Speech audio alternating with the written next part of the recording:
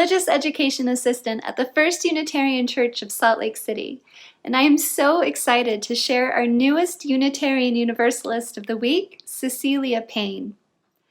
She was born in the year 1900 in England and was a gifted scientist who wrote the most brilliant paper about the makeup of the universe ever, and she was a Unitarian. Cecelia was interested in many subjects during her schooling, including astronomy, music, botany, physics, and chemistry. She was lucky to work with a few teachers who saw her gifted mind for science and who encouraged her to continue her studies. Cecelia Payne was accepted to Cambridge, which is a prestigious university in the United Kingdom. She studied physics and chemistry, which is where she heard a lecture on Einstein's theory of relativity, which changed her life. She said, "The result was a complete transformation of my world picture. My world had been so shaken that I experienced something very like a nervous breakdown," which I think is the most amazing amount of enthusiasm for a theory that I personally struggle to understand. Cecelia Payne completed her studies at Cambridge, but she was not awarded the degree that she had earned because Cambridge University did not grant degrees to women, and it would not be for another 30 years until they started in the year 1948. Boo, Cambridge. Cecelia realized that the only job she could get in the United Kingdom was as a teacher, so she decided to further her studies in America and began searching for grants to help her move. The Harvard Observatory, which had a program in astronomy, or the study of space, had just created a fellowship for women. Cecelia Payne was the second woman to receive this fellowship, and so she moved to Boston. Harvard would not let her into the physics department, however, where she felt like she belonged. So she settled for astronomy, but she quickly began work on her PhD. Cecelia had started studying the spectrum of light that is emitted by stars when she was at Cambridge. Scientists had discovered that they could capture the light from distant stars and study the spectrum, or the colors hiding inside the light. We remember that the light all around us is what we call white light, but it's really a perfect mix of the rainbow colors which we can only see if we bend the light, like shining the light through a crystal or a raindrop.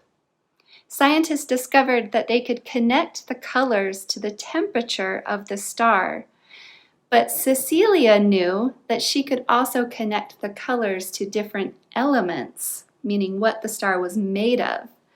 For example, like strontium, which burns red, or copper, which burns blue. Cecelia Payne studied the spectrums of the stars and concluded that they were made mostly of hydrogen and a bit of helium. She wrote her PhD dissertation, which is a big paper students have to write before they get their degree, and she explained her findings. But her advisor disagreed with her because the accepted theory at the time was that the entire universe must be made of the same elements as the Earth, which is mostly silicon and carbon. Her advisor forced her to change her thesis, or her main idea, in order to earn her degree.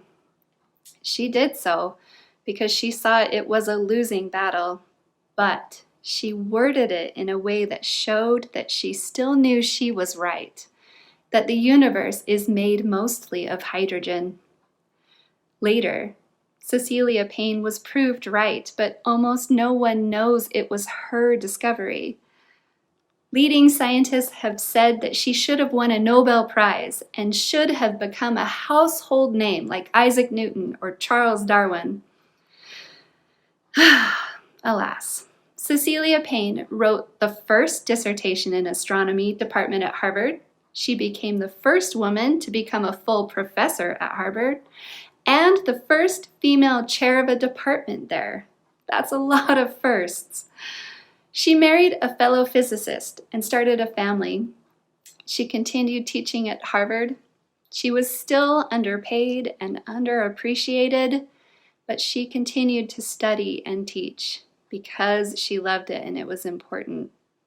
Cecelia Payne-Gaposchkin and her husband attended First Parish of Lexington, which is a Unitarian church there. Their children attended Sunday school, and Cecelia also volunteered as a Sunday school teacher. Her daughter, Catherine, told a story to UU World about her mother donning heavy woolen pants and walking more than 3 miles just to teach Sunday school on a bitterly cold morning when the family car would not start. The story reveals a great deal about her character, the article says. In her autobiography, she describes her attitude in the face of slow promotions and low pay. I simply went on plodding, rewarded by the beauty of the scenery towards an unexpected goal.